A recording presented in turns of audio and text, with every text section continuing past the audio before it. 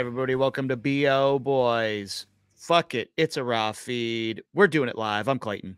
Yeah, I'm Pat. Clayton, we are on the Kirk Minahan Show YouTube network, and I could only imagine the smile from ear to ear that Kirk Minahan has right now.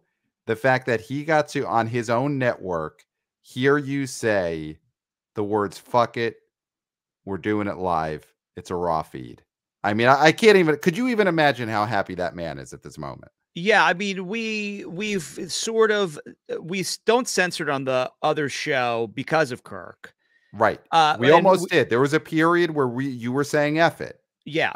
And then he came on our show and he gave you the business. And there was some pushback, obviously. We took that pushback. Yeah. And, you know, I'm not saying that we're never going to go back to that, because of the algorithm, and we might have to make a little bit of money at some point. But of course, these episodes, what we're doing right now, are KIRKSCLUSIVEs, as we're going to call them. And we will never not say, fuck it. We'll never not say fuck it. Yeah. Because, I mean, we're on a new platform. And I've heard this platform, this YouTube channel is no holds barred. That's what I've been told. Yep. That got the caution tape. Yeah. I mean, we famously, you know, the BO Boys are known for ripping off the caution tape and saying what we want to say. But I mean, on this channel more than ever, there is no caution tape around our mouths. Nope. None. So, I mean, let's set it up for the people on this, the viewers, people on the Kirk Minahan Show network who may not know who we are. We are the BO Boys. We talk movie box office. We've got a show 2 days a week, podcast, YouTube show. Kirk Minahan, of course, famously on an episode last June of his show, talked about how we were basically his favorite show, you know, there is out there, favorite podcast, favorite YouTube show, everything. Has come on our show multiple times, just hit it out of the park. He's a 6-time guest on the BO Boys. So that's the BO Boys show. That's not this show. No. Okay. The BO Boys show is a different show on our YouTube channel, twice a week, our podcast. This is the BO Boys KIRKSCLUSIVE. So, you know, that just got to set that straight. If you think you're getting the BO Boys, you're getting the KIRKSCLUSIVE BO Boys on this channel. Yeah. So, I mean, we rebranded. This used to be the After BO. Let's just be honest. We're rebranding. It's a live, die, repeat situation. Yes. Yes. It is a rebrand, full rebrand, KIRKSCLUSIVE. You know, I think maybe I'll put a little something at the top of this episode. They may have already seen that. They may have already seen the words KIRKSCLUSIVE appear before our faces came up. I don't know. You know, I can't see into the future, but I think that's very possible. So this is the KIRKSCLUSIVE. So we're not going to be reviewing the past weekend of box office. We're not going to be previewing the upcoming weekend. Again, that's the other show. So if you want that show, you listen to the podcast, subscribe, you go to the BO Boys YouTube channel, you get that show, which is a great show. It's, you know, everyone loves that show. Kirk loves that show. Go watch and listen to that show. But on the KIRKSCLUSIVE, I mean, we talk about the topics that are too hot, I would say, for the regular BO Boys show. We go where the BO Boys can't go elsewhere. So are you ready, Clayton? Are you ready to get into some KIRKSCLUSIVE topics here on the BO Boys KIRKSCLUSIVE show? Born ready. All right. I mean, let's get into the big one.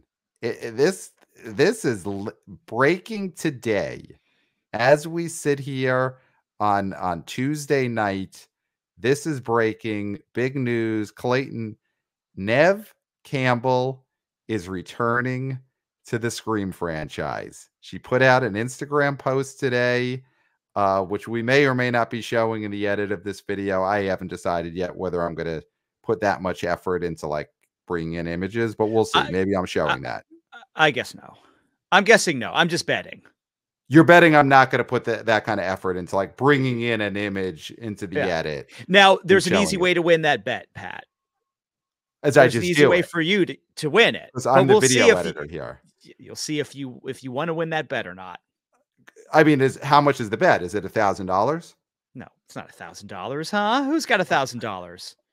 I mean, it's just a gentleman's wager. Oh, okay, then I probably won't do it then. I probably won't bring in the image. But she announced it on her Instagram. Neve Campbell showed the front page of what would this be? This would be Scream 7? Untitled. Yeah, it's Scream 7. Yep. It had the watermark that said Neve Campbell on it. Yep. The other little tidbit, directed by Kevin Williamson. So not just Neve, Kevin Williamson, the architect of this franchise, along with the late, great Wes Craven. Yep. Rest in horror. Mm-hmm. And that also is a huge deal. I know the Neve thing is big because there was the talk about her not getting paid to come back for 6. Yep. She didn't do it. She wasn't in 6. She wasn't in 6. They must have backed up the Brinks truck here for Neve. Yep. Which, good for her on that level. Make that money. Get that paycheck. Yeah. So here's what we want to talk about here. I think. Okay. There's so much to dig into here. I mean, that's why we couldn't get to it on the main show. It had to be a Kirk exclusive topic. How does this affect, because we are the BO Boys, and even though this is not the BO Boys show, this is a different show. That's a different show. Yeah. The main BO Boys show is a different show. This is a Kirk exclusive show. I have to make that clear.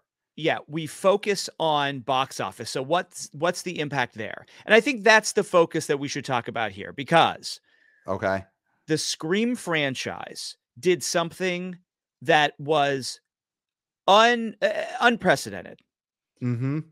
Where it took a franchise that had cratered, because we love Scream 4, but it tanked at the box office. Yes, the one with Julia Roberts' niece tanked. This was a dead franchise. Yes. That then stumbled ass backwards into the next giant star, Jenna Ortega. Yeah. Not Jenny. And was able to, despite Neve Campbell not being there for the 6th installment, make it the biggest domestic installment of the whole franchise. Oh, yeah. Scream 6 did what? $106 million at the box office? Biggest domestic Scream movie. Take a look for real what that was. But, and of course, the first one, $1995. We don't talk inflation, but still. The fact that those numbers are what those numbers are, with 108 million, Scream 6 at 108 million, nailed it. Only Courtney Cox, with only Gale, 6 was able to take that new cast and transition into the future, and then it all fell apart. It fell apart. It was diced. It was torn apart, I will say. Right, and again, I don't want to talk about that. Because here's the facts. The facts are the young stars that people wanted to see, especially one, Jenna Ortega, is gone. Yep. Melissa Barrera, Jenna Ortega, gone. Well, Melissa Barrera, and here's the thing about Melissa Barrera. Yeah. Scream 5, everybody hated her. Yep. Fans, you know it. You know you said you hated her. Yeah. And you hated the character because it was a thankless part. The character had the worst things to do in that movie. But then she nailed 6 and was great in 6 and become beloved. And that's another thing that's unprecedented. And then she gets shit canned. She gets shit canned. Yeah. Controversial shit canning. Yeah. So you had, I mean, we're talking what 2022 shit canning's the most controversial of all shit cans, probably, right? That very controversial shit canning. Yeah. And no, I think it was a 23 shit canning. It was a 2023 shit canning. Oh, yeah. It was 2023 shit canning. Scream 6 opened in February. You're right. I'm sorry. It's 2024 right now. Yeah. 23 shit canning of Melissa Barrera. Yeah. So she got shit canned. So biggest shit canning of 2023. Yes. So then definitely. you have that happen. And 7 looks dead. Dead.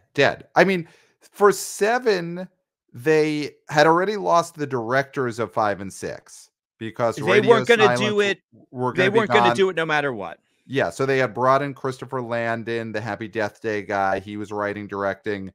Then, of course, there's the Melissa Barrera shit canning, controversial, biggest shit canning of the year. Jenna Ortega steps aside, basically gets herself out of this movie. Yeah. You know, she uses scheduling conflicts as a excuse, but she wanted out, especially after Melissa Barrera got shit canned controversially. Mm-hmm. And then Christopher Landon, I think he did like a really emo tweet at some point, and he had to step aside once Jenna Ortega was gone. It was like, "Stop yelling at me" or something, and then there was a My Chemical Romance clip or something. I don't know what he what he did, but he stepped aside. Yeah. And so now that movie looked dead. Scream 7 looked dead. People were mad at the producers. There were no stars left. Young cast gone. Courtney Cox ain't carrying a movie in this day and age. Yeah. So we've got Dewey's dead. I mean, spoiler alert, Dewey's dead. Dewey's dead.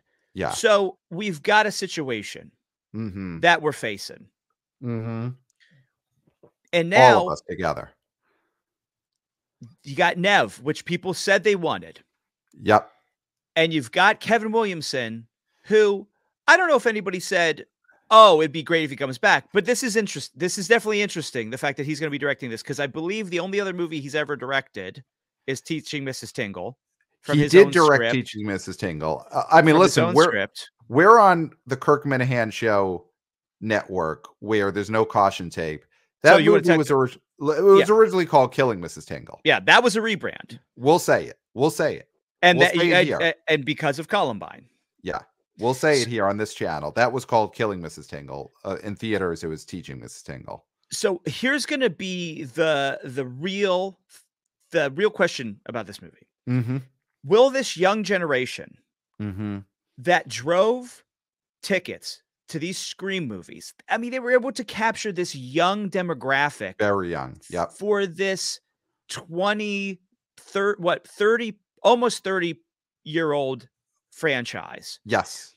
And now they're effectively gone from what we know. This is going to be a nostalgia play. This is going to be for the oldsters. Yes. Right? And here's the question.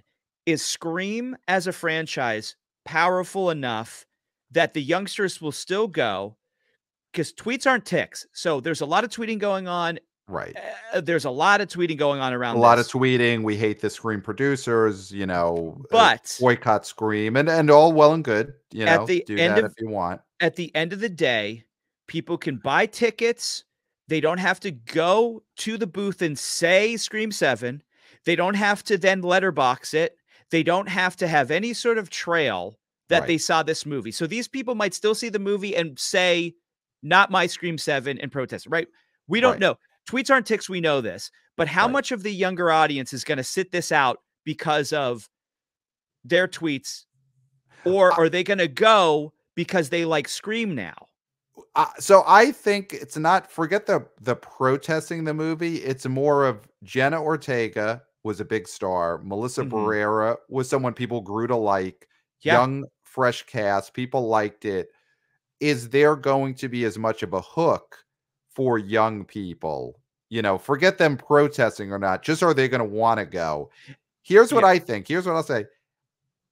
To some degree, I think the producers are making the decision that doesn't matter because they're fully going into this is all the oldsters we got to get them in a big, big way. And young people will go to some degree because it is a highly promoted horror movie.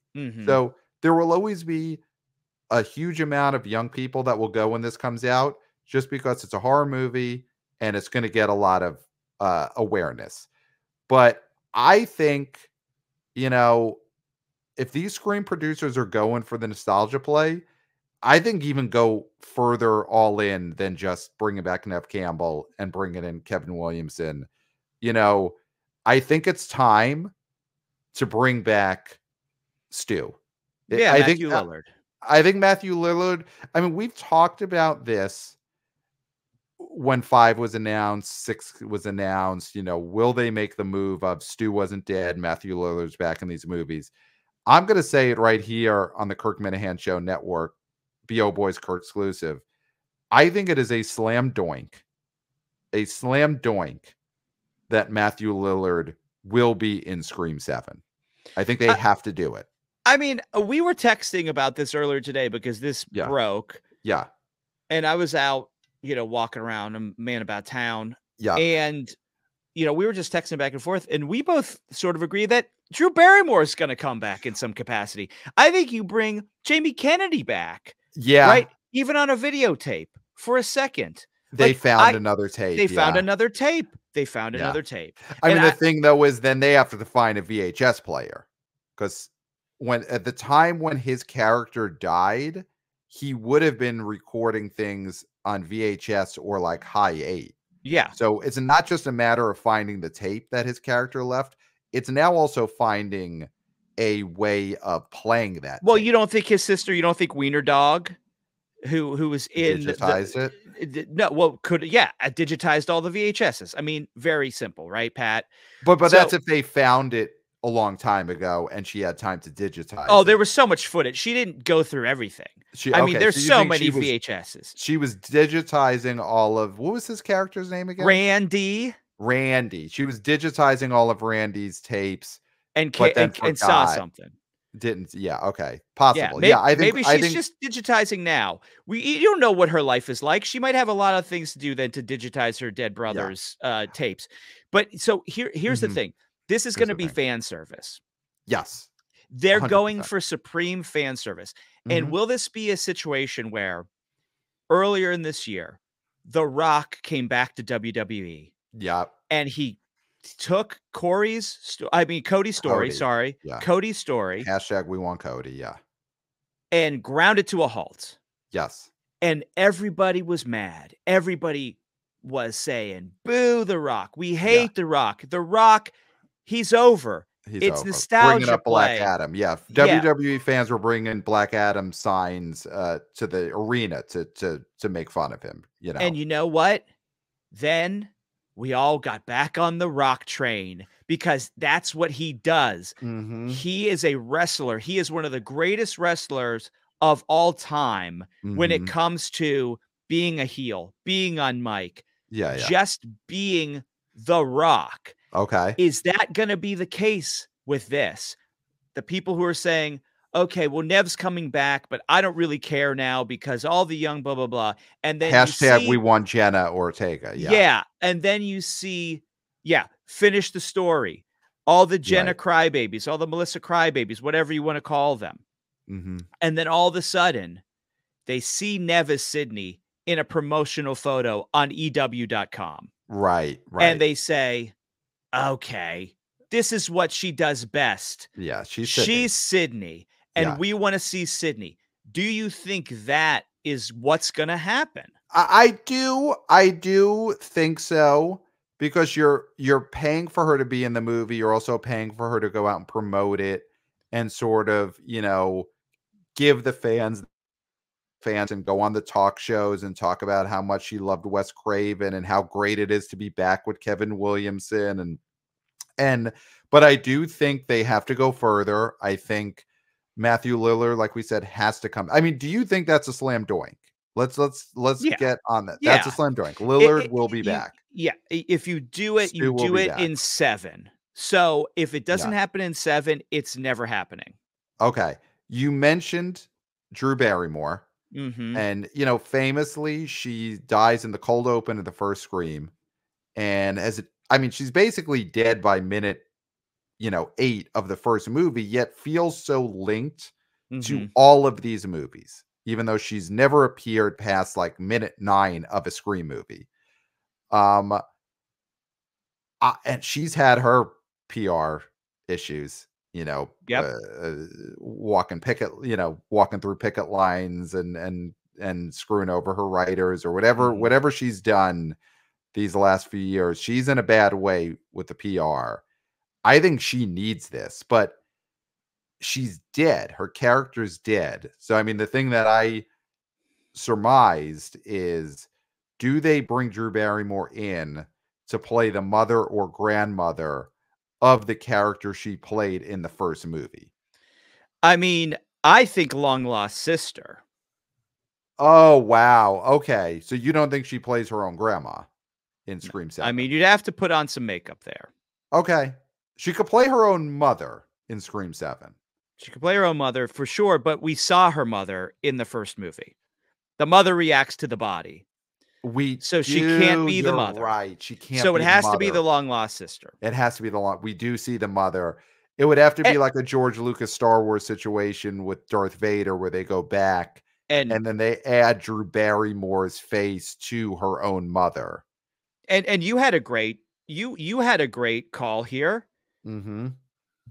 With which is canon, and it's in the Scream universe now because they were in Scream 3. Okay. Jay and Silent Bob. Jay and Silent Bob I think they gotta come back back. Yeah. for Scream 7. I think that's a slam doink too. I think Jay and Silent Bob. And remember, when we say this, we're not saying Jason Mewes and Kevin Smith. No. We're saying the characters of Jay and Silent Bob, if you watch Scream 3, they are in the Screamiverse. The View Askewverse and the Screamiverse overlap. Yes. So then, yeah. If that's the case, I think it's a slam doink. You're bringing Stu back. You're bringing Drew Barrymore back to play her own long lost sister. You're bringing Jay and Silent Bob back. Do you bring back other View Askewverse characters to be in Scream 7? You know, do you bring Banky in? That's exactly what I was thinking. Banky from Chasing Amy. Is he in Scream 7? Jason Lee as Banky in Scream 7. It's possible because he's in the universe. The View Askewverse and Scream are the same universe. We know they still are in touch. Yeah. We know those characters are still in touch. Yep. Yep. We know Banky, Jay and Silent Bob, they all still hang out. Yeah. Yeah. Yeah. So I mean, I do think, of course, it's not going to be, none of them are going to be Ghostface, of course. Right. But I mean, one of them could be a red herring for sure. Right. I mean, Banky definitely is working through some issues for sure. We know that. Yeah, and he would be into the Stab movies. Mm-hmm. You know, Banky would definitely be into the Stab movies. He might have inked the Stab comic books. Yes, because you know in the Scream and View Askewverse there are Stab comic books. Banky could have inked those. Yeah. Last one's Dante and Randall from Clerks, from the View Askewverse, who we know are in the Screamiverse. Well, Pat, are we going to spoil every movie here? Listen, because we're on the know Kirk that Minahan they can't show up. We're on the Kirk Minahan Show Network. I imagine that on this network. Why? Well, I'm going to say I imagine that on this network, the Kirk Minahan Show Network, these are smart viewers. These are people who are up to date. I assume everyone who's watching us right now on this KIRKSCLUSIVE has watched Clerks 3. Yeah. And they know the fate of Dante and Randall. So that's my thing, is that if you believe that to be true, right, then you know the question you just asked makes no sense. Well, because we know the fates of those characters. It also depends on timelines. So you think that they're going to set Scream 7 in the past, before the events of Clerks 3. You think that there's going to be a card at the beginning before anything that comes on the screen that says the events of Scream 7 happen before the events of Clerks 3? I think they have to make those appearances possible. You think that's going to happen? I think that was a prerequisite of Neve Campbell re-signing with this franchise. Is that she wanted that clear from the start. And we, in Neve Campbell's Instagram post today, we only see the title page of her script. And I bet you, if you flip that over one page, you see the disclaimer in Kevin Williamson's script that says Scream 7 takes place before the events of Clerks 3. Okay. Well, then in that case, if that's the case, then yes, Randall and Dante could both appear, or one could appear, or in Scream 7. Yeah, Scream 7. I think it's all hands on deck for Scream 7. I don't think you stop at Neve Campbell and Kevin Williamson. I think you also got to bring in Matthew Lillard, Jamie Kennedy, Jay and Silent Bob, Banky. I mean, we're on the Kirk. Randall. I mean, listen. Do I say it? Do I say the name? say the name. Rose McGowan. Is she back in the Scream franchise? Another famously dead character. The thing is, I don't think.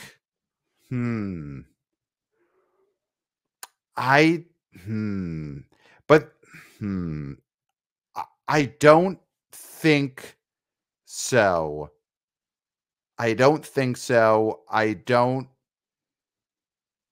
What do you think? You do think they're bringing her? I mean, famously, I don't think so. Neck broken in a garage door. Yeah, probably not. I don't think so. Yeah, I think those are the big ones that you got to bring back. And I think you bring back Dewey as a ghost because you've already seen what's Skeet Ulrich's character's name again? It's Stu and God, you put me on the spot here. Well, we've seen the Skeet Ulrich ghost. Yeah, Billy Loomis, of course. Billy Loomis. So we've seen Ghost Billy Loomis in Scream 5 and 6. Oh, he's back. He's back. Ghost Dewey is back. No. Well, Skeet Ulrich is Skeet Ulrich's in the main cast. Yeah. I think we see Ghost Dewey. I think David Arquette's back. So you think it's like it is literally a Star Wars thing where the ghost of Dewey is going to be helping Sidney? Yes, and I think it's an Obi-Wan situation. I think in Scream 7, the ghost of Dewey, the ghost of Billy Loomis, Skeet Ulrich, is hanging out with the ghost of Dewey, David Arquette. I think they are friends in the afterlife in Scream 7. Friends in which also, let's say, I mean, that opens up a lot of possibilities for the character for Dante and Randall. You know, if it happened, well, here we go. Does it happen before? Does it happen before the events of Clerks 3 or after? Right. If it's before Clerks 3, which we surmise, then they wouldn't be interacting with Ghost Dewey and Ghost Billy Loomis. Yeah, it's all hands on deck for Scream 7. I'm very excited to follow this movie, and we'll be following it here on the Kirk Minahan Show Network, our Kirk exclusives. Yeah, let's go for it though. Let's go for it. What do you think? If this is the movie, this is the movie. If this is the movie, the things that we've said. Yeah, this is the movie. Drew Barrymore playing her long lost sister or mother. Yeah, not playing the mother would be the sister. Again, unless there's some George Lucas situation. Unless they change the footage from the first movie, which I think is possible. Half the view is skew-averse, but most importantly, Jay and Silent Bob are in this. Yep. Jamie Kennedy is back on a digitized VHS that was found by Wiener Dog. Yep. We also have, of course, Skeet Ulrich Ghost. We have Dewey Ghost. Yep. No Rose McGowan. That's Rose McGowan. That's in the publicity. No Rose McGowan. They say. Yes. That's what they say. No Rose McGowan. Yep. And then, Patrick Dempsey McDreamy's in there because he's married to Sydney, so we know that's going to happen. Also has a relationship with Spyglass because of Thanksgiving, so we can almost guarantee. Yep, you're getting Dempsey. Yeah. And Stu is back. Stu is back. Of course. So all this is the movie. And Neve Campbell's back, and Kevin Williamson's directing. Okay, yeah. Not to bury the lead. That was the initial thing. What does this movie make domestically? Domestically, I still think it makes less than Scream 6. I think all those things we mentioned are not as important as Jenna Ortega. I think Jenna Ortega, I think, means more to the box office than Neve Campbell, Kevin Williamson, Ghost Billy Loomis, Ghost Dewey, Stu coming back, Jane Silent Bob, Drew Barrymore is her own sister or mother, Dante and Randall.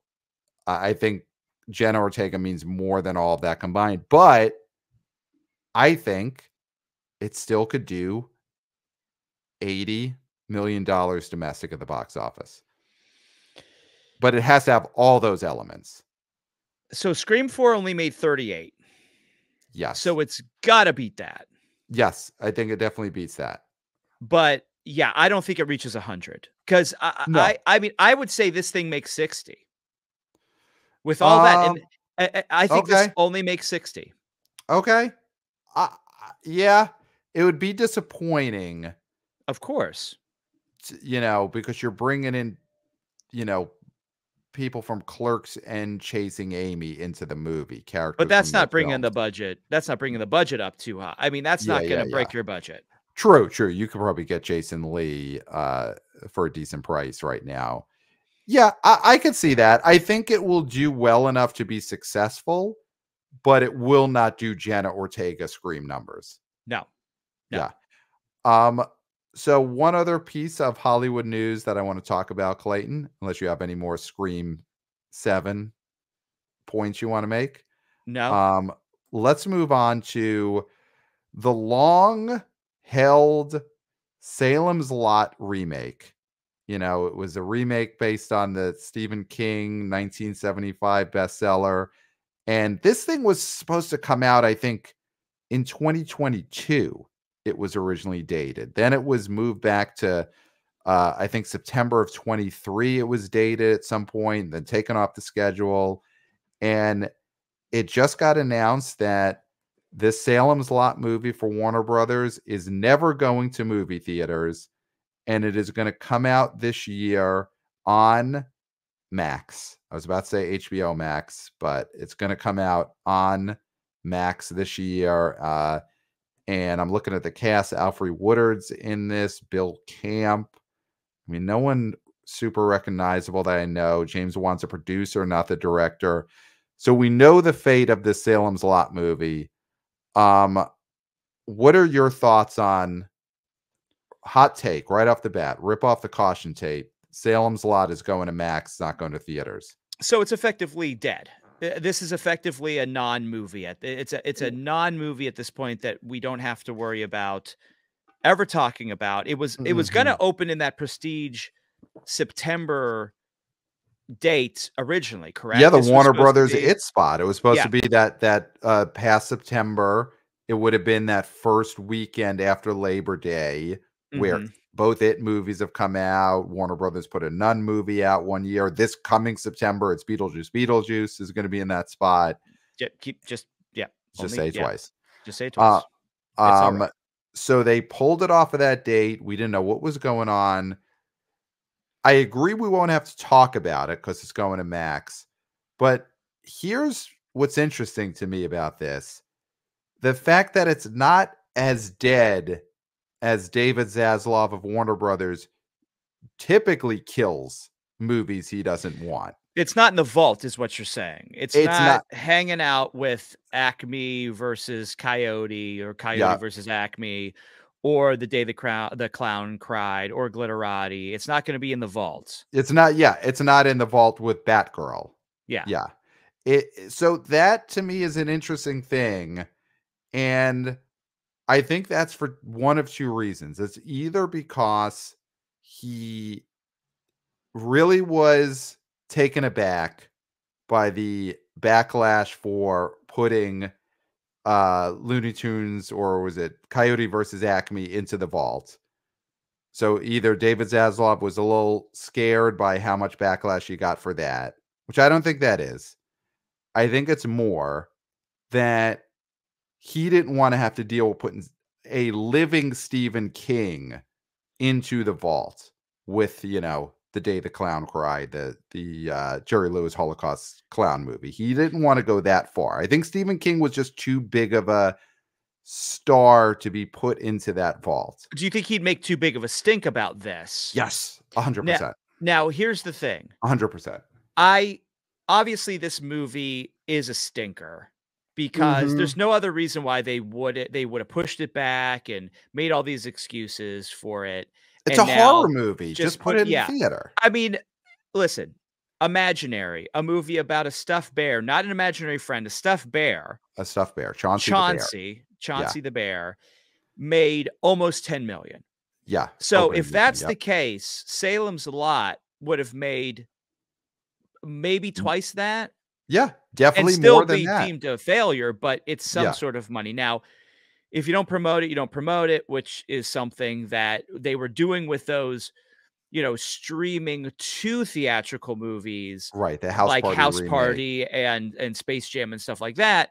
They didn't spend a lot to promote those, but I think a larger thing here is that this Stephen King renaissance is over.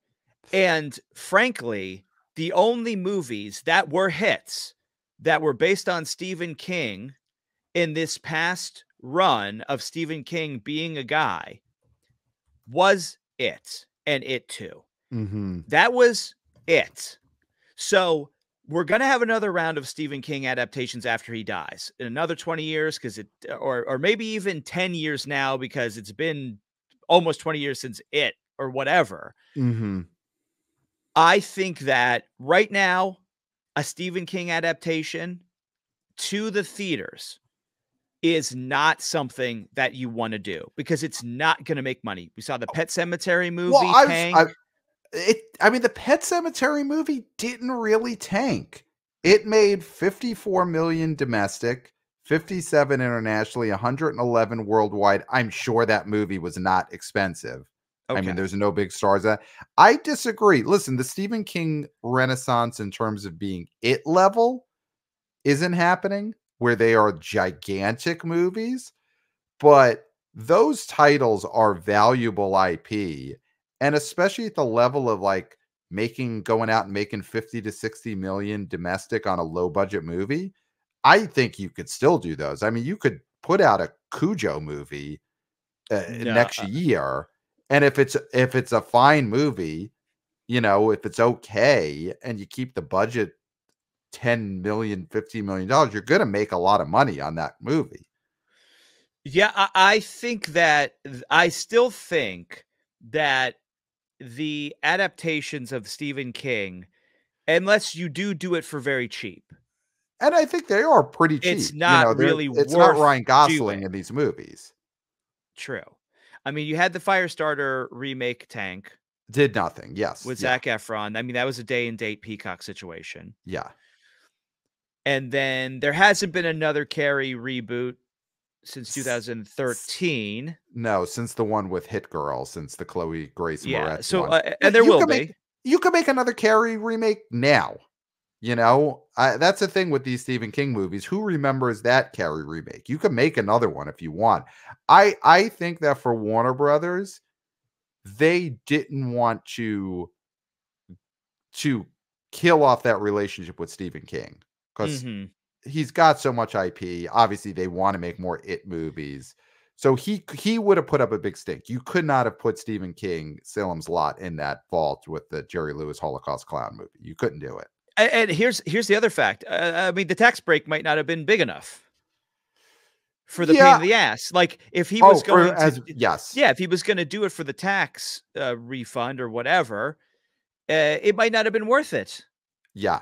Oh, it definitely wasn't worth it. Definitely not. I mean, that's the thing. They put Acme versus Coyote in the vault because they own Bugs Bunny. So Bugs Bunny can't mouth off to Warner Brothers. They own him. And the star of that movie, we love him, but it's Will Forte. So if Warner Brothers pisses off Will Forte, they're doing this. You could see it on the Kirk Minahan Show network. What I'm doing the jerk off motion. Okay, so I see the level, and I'm doing this, and I'm opening my hand. You're spraying it. Okay, so now I see the level we're at. This is the level we're at on the Kirk. We would never do this on the BO Boys regular show. That's a different show. I would never allow it. Neither of us would. We would never do that. We would never do that. But on the Kirk Minahan Show network, it all over. This is what Warner Brothers is doing, and I'm looking for my camera here. Two hands, they don't care. Will Forte get in the vault. They don't care. And I'm wiping it off my glasses. Yeah. Well, listen, this is a Kirk exclusive, so we go there. We rip off the caution tape. So I think that's the difference. They're not going to make the jerk off motion when it comes to Stephen King mouthing off. They care. Yeah. So last thing here, real quick. Other movie news broke. Arnold Schwarzenegger is going to star with the guy who plays Jack Reacher on the Jack Reacher show. Alan Ritchson in a for fans of for the Minifans, star of Blue Mountain State. Oh, some right. Respect. Right, of course, on the Spike TV. RIP Spike TV. We love you. Come back someday. Would you subscribe to a Spike TV streaming network? 100%. If it had all the classic shows, yeah. Yeah. If it had players. Mm-hmm. Yeah. Oh, Spike TV, Mansers. If it had all the Spike video game awards. Yeah. Yeah, I would subscribe to that. And the Kirk Minahan Show listeners, they would love that. But this is a movie Arnold Schwarzenegger is going to be starring in a movie with Alan Ritchson, a Christmas comedy called The Man with the Bag. It's for Amazon MGM, so, could be in theaters, could not be in theaters. But in this movie, it's rumored that Arnold Schwarzenegger is going to play Santa Claus. And so the reason I bring this up is because The Rock's been talking a lot, Dwayne Johnson, about his movie, The Red One, and how that is going to turn Christmas on its head. We saw him talk about that on the red carpet at the Oscars. Red One's going to turn Christmas on its head. The balance of power at the North Pole is about to change. And it's only Red One, not the Red One, Pat. It's only Red One. Okay. Mm-hmm. So Schwarzenegger's getting into the Christmas, the Christmas movie game here. And he's been in it before. Jingle All the Way. So it almost feels like this is Schwarzenegger sort of reclaiming his spot. He sees Dwayne Johnson going around talking about how Red One's going to turn Christmas on its ear. And he's like, I was Jingle All the Way. And maybe don't shoot your mouth off about that. But these are same studios, right? I mean, Red One is Amazon, correct? Yes, it is Amazon. Yeah. So it feels like that movie is not going to come out the same year, correct? Yeah. I mean, I think Red One is slated to come out this fall. And November Schwarzenegger 15th, just signed 2024. Yeah. And Schwarzenegger just signed on to his movie, The Man with the Bag. So you think this is more Amazon is just seeing, hey, do we want to own Christmas? Yeah. I mean, do they want to be the destination for eyeballs when it comes to Christmas? And Pat, the answer is yes. And you know why? Because they have a website where people buy Christmas presents. Yeah. Oh, yeah. Yeah. So you're saying it's not as much about the box office for Red One. It's about driving people to buy in trinkets and gadgets and things during the Christmas season. And they're going to just grab anybody to be Santa. So we've got our 2024 Santa, which is going to be The Rock, Dwayne The Rock Johnson. 2025 is going to be Arnold Schwarzenegger. 2026, who knows who's going to star in the Santa Claus movie where you can click on the screen and buy the things that are in Santa's bag. Who knows? Right. Gerard Butler. That seems, listen, we love Jerry on this channel. Well, on our other channel, we do love him here as well. We love him both channels. Yeah. But that is a step down. Okay. So Jerry Butler is a step down. Now Statham as Amazon's 2026 Santa. Yeah. There we go. I could see that. Hot off Beekeeper 2. Yeah. No, I could see that. I mean, Clayton, I think we really did it on this first ever BO Boys KIRKSCLUSIVE. So everyone watching this, if you want more BO Boys, and of course you do, because this is not nearly enough, you got to go to the other show, which is subscribe to our podcast, The BO Boys. Go to the BO Boys YouTube channel, and you could watch our full shows and other stuff there. And there's back episodes where Kirk Minahan's been on. He'll be on again. So, and we're going to be here. I think we're going to try and get something up here every week. We'll see how it goes. But there will be more KIRKSCLUSIVE episodes of the BO Boys on this Kirk Minahan Show YouTube network. And this is huge. This is exciting. We're on a great network here. Kirk, the flagship show, is on this network. Yeah. And also the Drips in the Office, huge show I hear.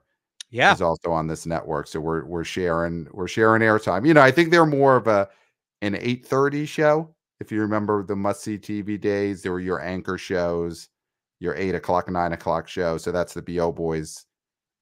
That's the Kirk Minahan Show. Those are your anchor shows. But this Drips in the Office, I heard, is a great sort of hammock 8:30 show. Very exciting. So we're all on the same network.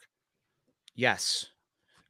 So Clayton, I think that's it. So yeah, until next time, just watch us on our real show, on the other show. You couldn't come up with something here at the end there. I really couldn't, but yeah, it's fine. You listen, we'll workshop it and we'll come back with something.